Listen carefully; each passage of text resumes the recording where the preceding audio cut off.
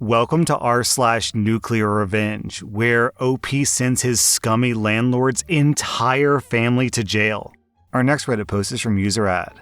So buckle up, this is going to be a long ride. These events took place over several years. I'm going to begin with the main players. Me, my ex-wife Pepper, revenge target number 1. Her boyfriend Steve, revenge target number 2. The boyfriend's ex-wife, Maria, who was my co-partner in the revenge. My daughter Sarah, and my friend Jason, who was an accomplice in the revenge. With that said, let's get some backstory out of the way. So, my ex-wife Pepper and I had a very up and down marriage. It was one of those relationships where I was madly in love with her, but looking back, I think that she was in it more for the money and convenience. She had one son who we'll call Drug because he was, and still is, a major drug addict. She had Drug before we got married, and I also had a son that I had full custody of. While we were married, we had Sarah. I toughed the marriage out for as long as I could, but eventually, we just couldn't keep it together. We separated, and due to traveling some for work and having custody of my son, I moved back to my hometown a few states away so my parents could help out. But I kept an apartment in the town that Pepper and Sarah lived in so that I could still spend as much time with my daughter as I could. At this time, I asked my best friend Jason, who's a lawyer who owns his own firm, to set up a child support agreement for us. It is very important to note that it only addressed child support. It said nothing about custody or visitation. So for about a year, this was how it would work. I would spend a month with Sarah while my parents watched my other son. Then I would spend a month with my son. Almost exactly a year later, I could no longer afford keeping 2 households. Also, Pepper wanted to move back to her hometown, which was in a different state, but also closer to where I lived, so I gave up on the apartment and she moved. The new situation continued for a couple more years. Pepper and I remained friendly, and even tried to reconcile the relationship a couple of times, but it wouldn't work out. I was still deeply in love with her, but we couldn't come to an agreement on things like where to live. I forced myself to try to move on and started dating. She, on the other hand, had been dating basically since the day after I moved out. Even though I still loved her, our relationship became more like friends rather than husband and wife. Then Pepper finally met Steve. I was never told much about Steve, other than the fact that he was a certified ethical hacker and that's what he did for employment. This is important later. While they were dating, she would send me texts about their dates. She even texted me the day they first passionately hugged each other. This hurt me deeply, and looking back, I think this is what she wanted to happen, but I tried to play the part of a good friend and confidant. Steve and Pepper had been dating for 6 months when, out of the blue, Pepper told me they broke up and she realized that she's madly in love with me. Since it's the beginning of summer, she packs up some suitcases and heads to my state. She and the kids were going to spend the summer with me and see if they liked it or not. We had an amazing summer. All the kids are getting along, even Drug loved it there, so she made it official and we were back together and they moved in. We registered my daughter for school, and we were even able to get her on a Pee-wee cheerleading team for the summer. She made several friends and loved being here. There was only one problem. Pepper still had an apartment that had all of her furniture and stuff in it. I offered to drive over with my truck and load everything up, but she insisted that her and Drug could get it done. So off they went to pack up all their stuff for their new home. As you can guess, things did not go as planned. She was home for about 3 days when she told me that under no circumstance would she move in with me, and that her and Steve are in love and they're moving in with each other. To say that I was destroyed was an understatement. I couldn't understand why she did this. The worst part was that she left it up to me to tell Sarah the bad news. When I told Sarah, the devastated look on her face started turning my feelings of hurt into feelings of anger. Then Sarah broke down and started begging to stay with me, and she spilled the beans. She told me things about how her mom would leave with Steve for days at a time and leave Drug in charge. Sarah had to learn how to cook for herself at 8 years old because Drug would use the money for, well, drugs. And then he would spend the entire time high. And if Drug wasn't left in charge, then Pepper would leave her niece, who was convicted of multiple felons, to watch her. She also told me about the first time that she'd ever met Steve. He came to their house, basically just said hello, and then him and her mom disappeared into the bedroom and started loudly, passionately hugging. Sarah was outside the door bawling, and they just ignored and continued. This is how my 8-year-old learned about passionate hugging, and she's still in counseling trying to recover 7 years later. At this point, my anger has turned into rage. I immediately notified Pepper that there was no way Sarah was coming back, and I would fight her to the death to keep her out of that situation. Pepper responded by getting an emergency hearing in her state to force Sarah back. I had to scramble, but I managed to get a lawyer and I easily won the hearing. Which, I should add, Pepper showed up late for and told the judge that it was due to disability. The judge agreed that since there was no custody agreement and with the troubling accusations that I had gathered, it was best for Sarah to stay with me for now. I'd won the first battle, but it was short-lived. Within an hour of the hearing, I started getting tons of phishing emails and texts. I was also getting password reset requests from my bank, Facebook, Reddit, and any other accounts. I knew that Steve was behind it. The very next day, Jason calls. His law firm's website, email, and phone account had been hacked. Because he had to disclose the hack to the court, and because he was working on a semi-high-profile case at the time, the FBI got involved. To say that I was enraged was an understatement. These two people had destroyed me, harmed my daughter, and tarnished the reputation of my lifelong friend. It was time for them to pay, and pay dearly. I was a man on a mission. I spent hours digging up as much dirt as I could on Steven and Pepper. I had a lot of luck with Pepper. I found social media posts of her staying out late drinking that correlated to tardiness and missed days at school for Sarah. I found tons of pictures of her and two strange kids doing fun activities. I found neighbors who were willing to testify that Sarah had to come beg them for food because she was left with either drug or the felon. I knew that I could bury Pepper. Steve, on the other hand, had all of his accounts locked down. I couldn't find any dirt, and it was driving me crazy. Then it hit me to try LinkedIn. It paid off. There wasn't much posted, but through his LinkedIn account, I found the account of his ex-wife, Maria. I reached out to her, and she happily accepted my friend request. Maria and I became fast friends. She hated Pepper, for good reason, because they had both abandoned her kids like they had my daughter, and she did not want them around her kids. I learned so much from Maria. To keep it short, Maria and Steve had recently divorced. As part of the custody agreement, Steve got the house, the car, the bank account, the savings, and lower than usual child support. Maria had traded away all that money to have full control of the kids. She knew that he was a scumbag, and all she was concerned about was keeping her kids safe. They had a very detailed custody agreement with rules for Steve to follow. As part of the agreement, if Steve broke any of the rules, then he had to pay and pay dearly. He had to sell the house and give her half of everything. His child support would also double, and Steve would be financially ruined. Steve also didn't have her blocked on social media and would regularly send her texts bragging about how great his life was without her. Many of those texts had pictures of Pepper in them. We compared notes, swapped evidence, and we came up with a plan. And now, time for the revenge. First, I got in contact with Jason, and he let the FBI investigator know that I had also had some hacking attempts, and we believed that it was the same person.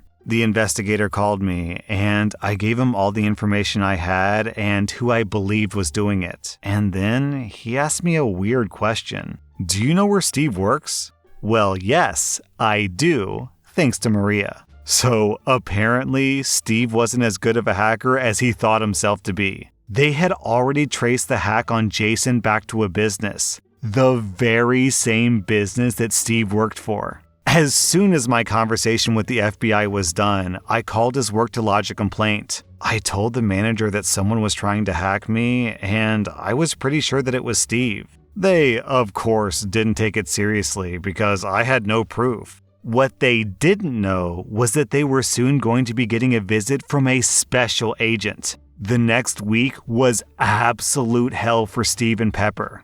Pepper got served with divorce papers, and her lawyer got served with all the evidence I'd gathered. My lawyer said that it was the most complete investigation he'd ever seen. I had all 40 of Sarah's tardinesses from school and 19 absences tied to nights out drinking with Steve. I had hard proof of them abandoning my daughter for days at a time. Maria even gave me a picture that was taken at 2 a.m. the night before the emergency hearing with Steve and Pepper drinking in a tattoo parlor. That was the same hearing that she was late to that she said was due to a disability. Steve got served that he had violated the entire custody agreement. Maria had pictures from me proving that he was with Pepper on nights the kids were with him and that the kids were left alone. She also had proof that there was contact with Pepper that violated the custody agreement. The fallout was awesome to watch. Steve was fired. Between my complaint, another old complaint of him hacking, and the FBI showing up, they had no choice but to fire him. He did avoid legal issues because the FBI could never tie it directly to him. The word spread of why he was fired, and no one would hire him in an IT job again. He had to sell his house, liquidate all of his investments, and give half to Maria. His low child support payment got to stay the same since he no longer had a source of income. Last I heard, he was working at a grocery store. So in total, his income went from $200,000 a year to less than $40,000. As for Pepper, the divorce was swift and painful for her. The judge ruled in my favor for all counts. I got sole custody and sole decision-making. She was forced to go to counseling, and both her and Drug could only visit Sarah with a third-party supervisor paid for by Pepper. Sarah is doing much better. She still needs counseling, but she thrives in school and has many friends. She very rarely sees her mom, but she's so much better off without her. Honestly, this story is less like nuclear revenge and more just a parent protecting his child. That part about the 8-year-old girl having to go to her neighbors to beg for food was awful to read. I'm glad you got full custody, OP, because she sounds like an awful mother. Our next Reddit post is from Karasu Tepes. This happened back in 2010 when I lived in Winter Garden, Florida with my husband and his dying uncle. Background: my husband and I moved in with his sick uncle after losing so much during the 2008 housing market crash in the US. We were hit pretty hard because my husband's lawn maintenance business lost customers. We moved in with his uncle into a condo because his uncle had stage 4 cirrhosis of the liver, and his self-entitled sister and her family refused to help take care of him. Me and my husband, who's a retired Seminole County Sheriff's Office, got ourselves set up in the condo's 2 bedrooms because his uncle had set himself up in the living room, including his bed. On the first day, we found dangerous black mold caused by a leaky dishwasher. On the second day, we found the master shower had loose tiles and a leaky shower head. On the third day, we found a nest of brown recluse spiders in the living room. We talked with his uncle about these problems, and we found out the slumlord was refusing to take care of the issue as required by law. We wanted to start legal actions then, but since the slumlord was a friend of the uncle's family, my husband's uncle talked us out of it several times. The slumlord was nice to us, so long as my husband's sick uncle was alive. The very next day after my husband's uncle died was a completely different story. The slumlord had turned nasty, aggressive, and began to try to strong-arm evict us like we were nothing more than drug addicts and squatters. The slumlord even tried to aggressively fight my husband when we dropped off our rent check. He kept telling us that we had to move or else, but he refused to follow actual Florida laws to evict us. The slumlord and his corrupt Winter Garden Police Department code enforcement officer wife even recruited my husband's self-entitled aunt and uncle to start harassing us. "Just move out already, even if you have to live in a tent," my husband's aunt said. "Why don't you just move out so the slumlord can rent the condo to another senior?" My husband said, "We don't have anywhere else to go yet, and he has to go through eviction laws or get into very serious trouble." "You're nothing but trouble. You've been problematic since the day you were born. Just get out of their condo and stop being a problem for everyone. Who cares if you have to live in a tent?" All of this made my retired police officer husband, who specialized in uncovering corrupt law enforcement, very suspicious. We talked, and he began investigating the slumlord and his corrupt law enforcement wife. My first order of business was to place all rent into escrow with evidence of repairs that had been neglected.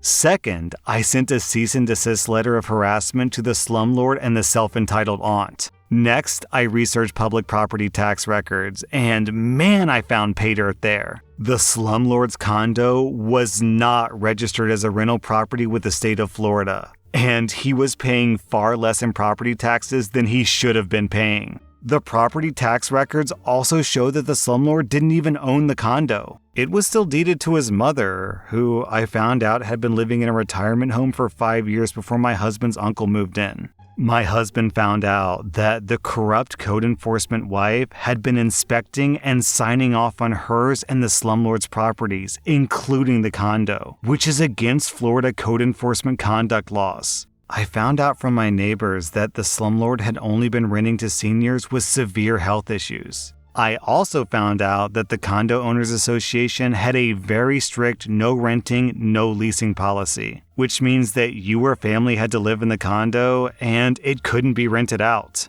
The revenge. Now that we had all of our evidence, my husband and I began to knock down all of the slumlord's dominoes. My husband went and filed a complaint with the Winter Garden Police Department about the wife and how she perjured inspections on her family properties.